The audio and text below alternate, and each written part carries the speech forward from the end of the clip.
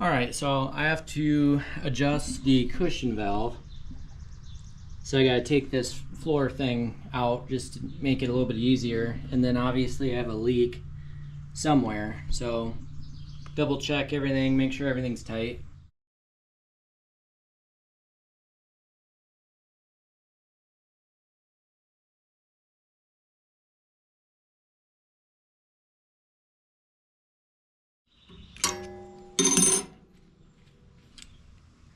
I think it's a 4. Yep, okay. Now, hold this steady. There we go. All right, I'm gonna go 1 full turn in, which I may have already moved this T-handle quite a bit, just breaking that loose, but take that down. Same thing with the other side.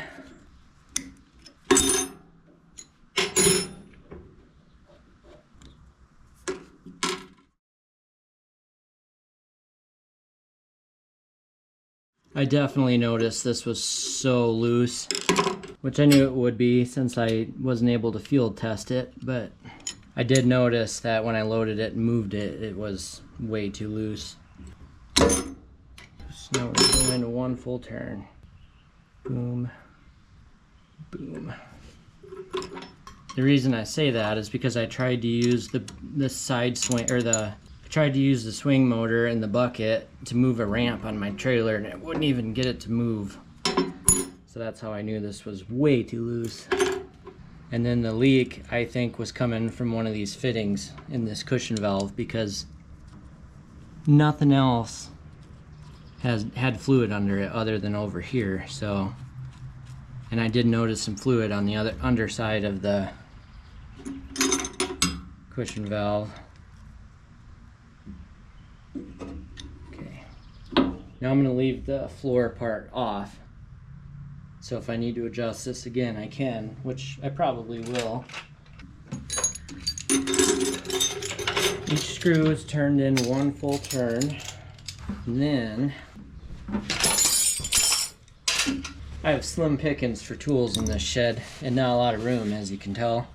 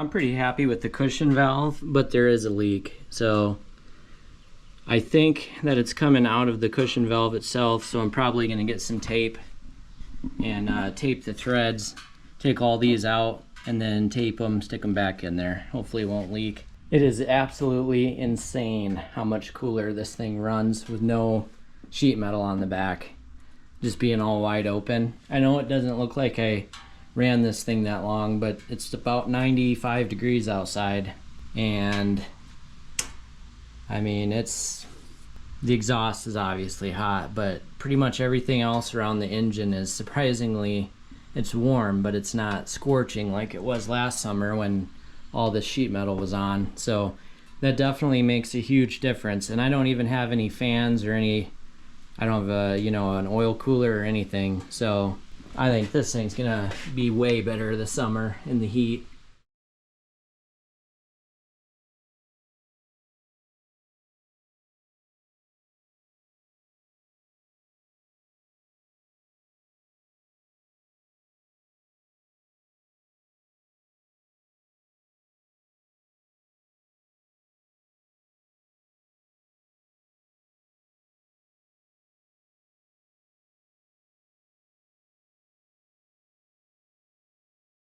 I'm glad I did a time lapse on that because that took forever, but I got all the fittings going into the cushion valve taped now, and they're really, really tight. Totally my fault. I should have done it correctly the first time when I was in my shop, but I guess I learned my lesson. So these are tight now. I don't believe this should leak anymore. I also made sure that these down here are really tight because I had to undo those to get these hoses to turn. Since this is not a swivel, it's a solid crimp fitting. But the only leaks I really saw were underneath the cushion valve. So if I don't see any more fluid on this part of the machine, then I know that that's good. There's also, other than what I just got in there from undoing those, there was no leaks before that, so those should be good. I'll pay attention to them though. Nothing underneath of the sheet metal here is leaking either, so I think I should be good with leaks. While I had easy access to the cushion valve, I backed out each side a quarter turn.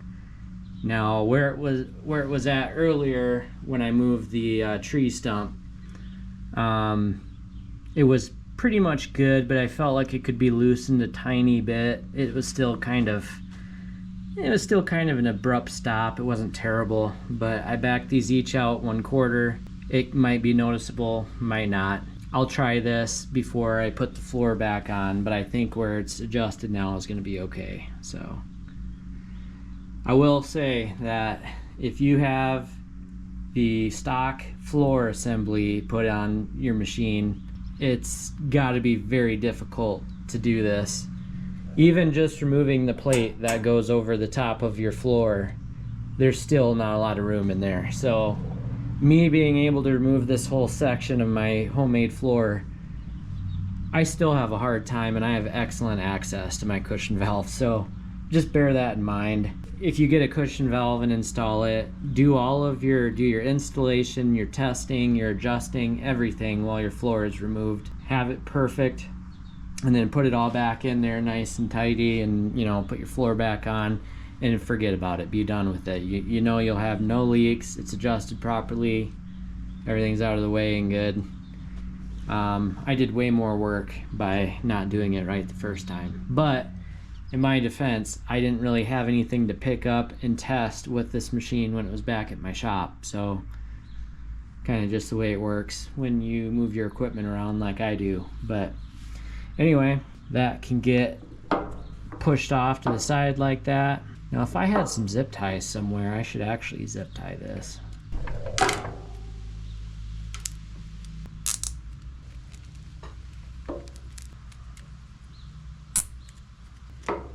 Tell you one thing, these hoses have some spring to them.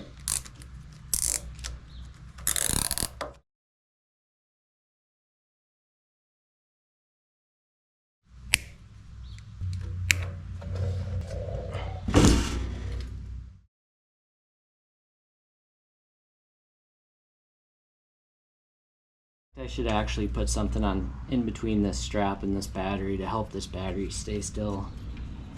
It likes to move a little bit.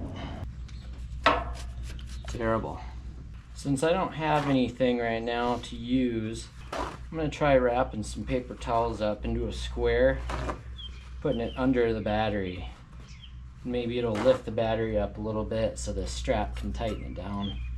But I should really find like an old leather belt or something to use as a spacer.